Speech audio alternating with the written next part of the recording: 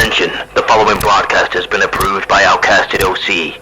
Viewer discretion is advised. Incoming transmission in 5, 4, 3, 2, 1. What's up guys, Mugenross here giving you this Smackdown review. Let's dive straight in. We open with Bianca Belair stating her team did exactly what they needed to do at Survivor Series War Games after their win. They got the win over Damage Control, and we had Bianca shout everyone out there.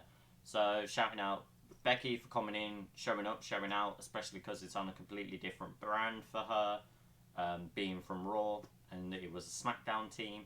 Then you've also got saying thank you Charlotte for being a bigger person and giving that phone call to Becky, so them kind of realigning their friendship again. Shotzi for having the guts and courage to step up in that bigger picture of like a main event scene and helping out.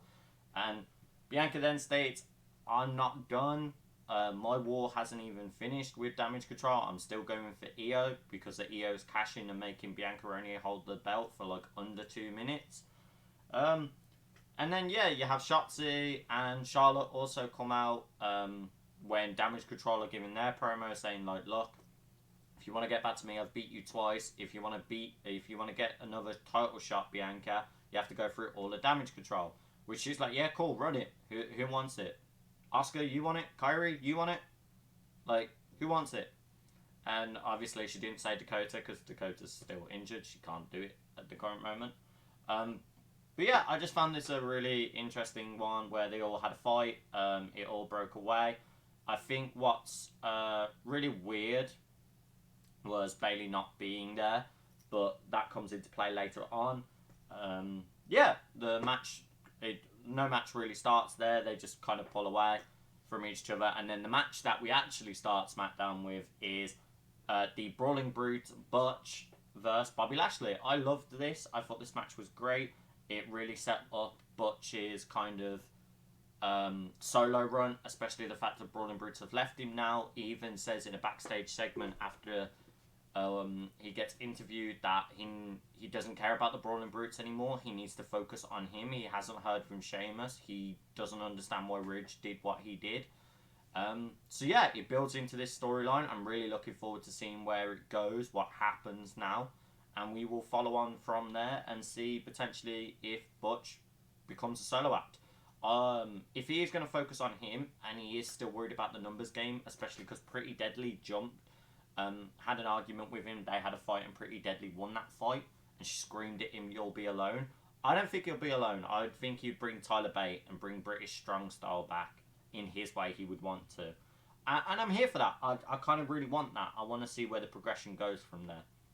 I mean, it would be even more amazing if they get, you know, the rest of my Mustache Mountain boys. You know, Trent Seven would be incredible joining alongside them to make a trios team to go against Street Profits. But who knows? We will see where the stipulation of Butch going into Pete Dunne will go. The backstage segment of Bayley getting shouted at by EO being like, where were you? Bayley being like, well, no one told me, no one mentioned, that's what our plan was go and jump Bianca as soon as if she came out. If I knew, the outcome would have been different because, you know, Becky isn't here. But yeah, we then get Nick Aldis and Paul Heyman having a back and forth. I think this was incredible to see that Nick Aldis is now taking charge, unlike Adam Pearce was. Adam Pearce was a bit laid back because he was worried what the Bloodline were going to do and he couldn't really control him, where Nick Aldis doesn't care. He said, I will sign Randy and I will put the whole Bloodline on notice for Randy's sake, just to get him on my company, which I thought was incredible.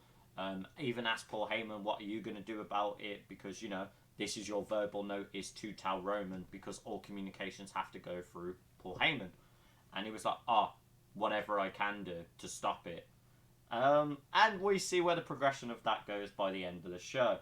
We have Santos Escobar versus Joaquin Wilde. This is a continuation of the storyline of the crumbling LWO and Santos turning heel.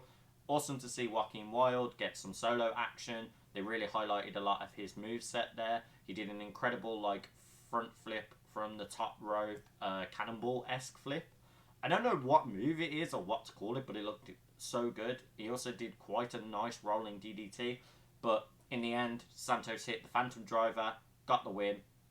Dragon Lee comes out because Joaquin Ward's getting beaten after the bell, and Dragon Lee drops all of his moves he can and literally just combos on Santos until Santos runs and gets out the ring, which I thought was cool because it now shows Dragon Lee is lining up in the replacement era of Santos, so Santos can be heel, focus on LWO, maybe Santos makes his own mini faction to go against LWO.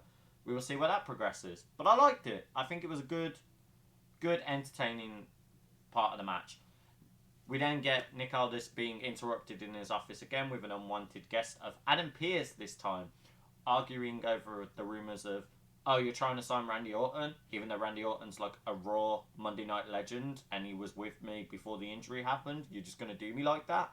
Cool, I'll bring a counter offer and I'll come to the ring the same time as you. We'll see which one he picks. We then get Logan Paul doing a very good promo. I liked a lot of what he had to say, very heel work, and it worked in his favour. The way he said it, like, every friend who stabbed me in the back, all those haters who wish for my downfall, where are you now? Look at me, I'm a champion. All these wrestlers in the backstage who were jealous of me because this belt is mine and you guys have worked for years and you haven't had the chance and I'm the fastest growing star. This belt's been around my junk like how all of you have been as soon as I got here. He spoke about how he can't do the rematch with Rey Mysterio because he's injured. So his first plan of action is do an 8-man tournament with several good names there. Dragon Lee, Karrion Kross, Kevin Owens, Grayson Waller, Austin Theory, and a couple more to name that I can't think off the top of my head. We do have an NXT talent that will be in that tournament as well, which I think is pretty awesome. I would love to see Carmelo Hayes, Trick Williams, or Tyler Bate in that contest there. I think those would be great names to have in this 8-man tournament. And we will see where all of that goes. Kevin Owens did come out, have a back and forth with Logan. Logan had a really good rebuttal about, oh, you call yourself a prize fighter? Well, I've fought the best boxer in the world, and I don't need 5 seconds to KO you, because Kevin Owens' name being KO. And he was like, yeah, that's good, but you're in my ring. This is a whole different ball game. Like, this is my WWE universe. This is my ring. This is my life. And I liked it. I thought them two are going to be great. We get Grayson Waller and Austin Theory come out just being like, ignore Kevin Owens. He's not forward thinking. He's a troll. Just ignore him. All of this. Austin Theory's like, oh yeah, when Logan Paul's done knocking you out, maybe your escapades of punching people in the face will stop. To Kevin Owens literally goes, boom, punches Austin Theory straight in the face and he drops to the floor. Grayson Waller and Kevin Owens have a match. Kevin Owens comes out the victor in this, but it was a good match from Waller. They really focused on trying to hurt Kevin Owens' hand so he can't punch them again or do the stunner, and it was a very good storytelling in the ring match. Kevin Owens, though, doing one-handed chops. He even did a one-armed DDT and a tucked-in arm cannonball. Like, Kevin Owens just showing his versatility with, even with one hand down, he can still wrestle his ass off, and I loved it. He got a win by a roll-up, which I thought was a bit but I guess because of his hand that he uses for the stunner being hurt, he couldn't do that stunner. We get the main event of Bianca vs. Kairi Sane. I wasn't very happy with this match. I liked the story progression we had, though, of Io telling Bayley, no, stay back now. We don't really trust you after you didn't come defend us the first time. What's the point? You're not going to defend us this time. Dakota looked a bit like, oh, shit. I didn't say that. Like, even Dakota was a bit worried with how Io said it. Damage Control come out. You've got Bianca having her side of Shotzi and Charlotte. They go back and forth. Kairi looked really cool in the ring, going fast. Bianca really outpowering her, just throwing and lobbing her around though, which I thought, damn, okay, we see where this match is already going to go. There was a really cool spot where the Damage Control team had Asuka pull Bianca's legs from under her, not being noticed. Charlotte does the same to Kairi, but the refs notice that, send them back. While the ref is still distracted trying to send him away, Asuka goes to running to look like she's going to hurt Bianca or try and miss her, and ref notices it, instantly gets all the rest of Damage Control out. The match continues. We have a Interesting spot where Kairi Sane gets slammed her ribs into the barricade, which looked heavily painful. As Bianca's trying to throw her back into the ring and climb back in, we see a Bayley run out to save Kairi in that moment and hurt Bianca, drop her down. So I thought that was sick. You see Kairi shocked, high five Bayley. Kairi goes to go do the elbow, but Bianca gets up in time, notices it. KODs are in the centre of the ring, so there was no way Bayley could go in, save her, or do anything in that moment without the ref noticing and causing it a DQ or something like that. So I feel like Bayley's going to get the blame for this, and it adds more to that story. But for me, Bayley and Kairi kind of like having this mutual agreement where Bayley is really trying to be apologetic for what happened to Kairi. She saved her at War Games. She's now saved her in this situation as well. It's very interesting. We have Nick Aldis and Adam Pearce arguing over Randy Orton coming out of who to sign. Adam Pearce offers a World Heavyweight title shot against whoever wins between Jey Uso and Seth Rollins, where Nick Aldis rebuttals and be's like, I can give you everyone that put you out of commission those 18 months ago. I can give you the bloodline. And Paul Heyman comes out, says, look, guess who's back after 18 months due to a back injury that the bloodline cost you. We'll make the decision for you because there's not going to be any RKOs and there's not going to be a contract signing tonight. Solo, Jimmy come out, fight ensues, Randy Orton gets kind of the win over the two of them. He's like power over in the pair of them until numbers game comes in, 2-on-1. There was going to be a time where Randy slipped and then gets caught, and he did. But the crowd erupts as LA Knight comes out to come aid Randy Orton because LA Knight still has his own issues with the bloodline. Randy Orton sees the opportunity to now grab Jimmy when Jimmy is all alone. Hits the incredible old school DDT through the ropes that he does, and then RKO's Jimmy. Randy very quickly throws away the Raw contract, signs for Smackdown so he can go against the bloodline. And he then quickly grabs a mic in his hand, looks at Paul Heyman and states, hey, Paul Heyman, you can call Roman Reigns, tell him Daddy's home.